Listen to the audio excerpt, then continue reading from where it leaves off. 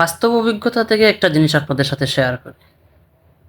যে লোকগুলো আপনার সামনে একটা কথা বলবে, কিন্তু যখন অন্য আরেকটা লোক আসবে তখন ওই লোকের সাথে আরেকটা কথা বলবে। মানে জিনিসটা কিন্তু এক, কিন্তু দুইজন ব্যক্তির কাছে দুইভাবে উপস্থাপন করবে। কিন্তু ঘটনাস্থলে যে থাকবে সে কিন্তু দায়বদ্ধ থাকবে। কিভাবে? কারণ সে কথা কিন্তু এক, দুইভাবে ঘুরিয়ে পেঁচিয়ে বলছে। তো এই ধরনের যে মানুষ আছে আমাদের সমাজে বহু সংখ্যক আছে। বিশেষ করে এই ধরনের মানুষ থেকে দূরে থাকবেন। না হয় হাসি মুখের আড়ালে কি যে ভয়ঙ্কর একটা রূপ লুকিয়ে থাকে, পরিশেষে সেটা বুঝতে পারবেন।